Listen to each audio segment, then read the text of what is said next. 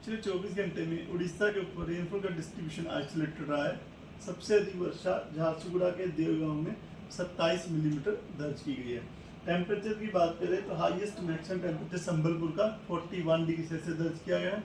भुवनेश्वर का 37.2 और कटक का भी 37.2 डिग्री सेल्सियस मैक्सिमम टेम्परेचर दर्ज किया गया है। उसके अन्य स्थानों में बुलांगी में 40.8, झारसुगुड़ा 40.4, चितलागढ़ में 40 डिग्री सेल्सियस जो है तापमान मैक्सिमम दर्ज किया गया। अगर 24 आवर चेंज में देखें तो संबलपुर में 2.8 डिग्री सेल्सियस का बदलाव देखा गया, सोनपुर में 2.2 डिग्री सेल्सियस प्लस में बदलाव रहा है। वहीं बालासोर में नीचे गिर गया पारा 1.4 डिग्री सेल्सियस और फुलवानी में भी 1.2 डिग्री सेल्सियस कम रहा है कल के मुकाबले। भुवनेश्वर में और कटक में 0.4 और 0.3 डिग्री सेल्सियस नीचे गिरा है पारा।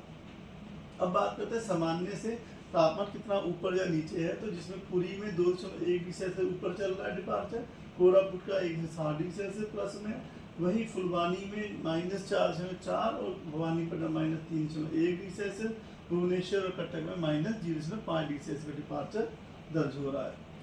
सिग्निफिकेंट वेदर सिस्टम में बात करें तो फिलहाल उड़ीसा के ऊपर डायरेक्टली तो कोई भी सिग्निफिकेंट वेदर सिस्टम नहीं है, लेकिन आस पड़ोस के सिस्टम में से जो है और काल विस्तार नॉर्वेस्टर की वजह से जो है हल्की फुल्की जो है वर्षा लगी रहेगी आने वाले 7 दिनों में। एक जो सिस्टम है वो ईस्ट वेस्ट टर्फ में है, जो कि cyclonic circulation north west Madhya Pradesh और नेबरहुड के ऊपर बनी है, वहाँ से लेके नॉर्थ छत्तीसगढ़ तक जा रही है और ईस्ट मध्य प्रदेश के ऊपर से होती हुई 0.9 किलोमीटर ऊंचाई पे बनी हुई है समुद्र तल से। तो आज जो है हमारा सुंदरगढ़ जो हमारे जो वर्षा जहाँ पे हो सकती है हल्की से मध्यम वर्षा हो सकती है। वार्निंग की बात करें तो मयूरभंज, क्योंझर, बालासोर, गजपति गंजम, रायगढ़, कोरापुट, मलकानगिरी इन जगह पे 40 to 50 km की विंड चल सकती है, गस्टी विंड हो सकती है और थंडरस्टॉर्म की लाइटिंग आइसोलेशन हो सकती है, जिसकी वजह से येलो वार्निंग दी गई है।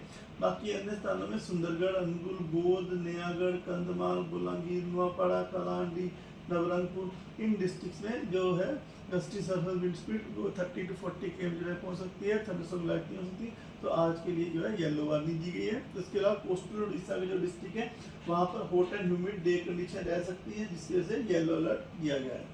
डे 2 की बात करें तो 9 तारीख को जो है हमारा जो कोस्टल उड़ीसा डिस्ट्रिक्ट है हॉट एंड ह्यूमिड के लिए येलो अलर्ट दिया गया है। बाकी जो बारिश है वो बनी रहेगी 2 तारीख को, 9 तारीख को भी जो हमारे साउथ उड़ीसा कुछ डिस्ट्रिक्ट और नॉर्थ उड़ीसा में जो कुछ डिस्ट्रिक्ट वहाँ पर। इसी प्रकार 10 तारीख को भी इंटीरियर उड़ीसा में जो है बारिश रहेगी, हल्की फुल्की बारिश रहेगी।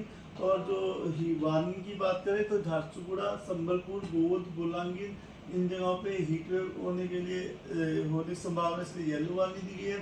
कोस्टल उड़ीसा में येलो जो है हॉट एंड ह्यूमिड के डे कंडीशन रह सकती है, उसकी वजह से येलो अलर्ट दिया गया है।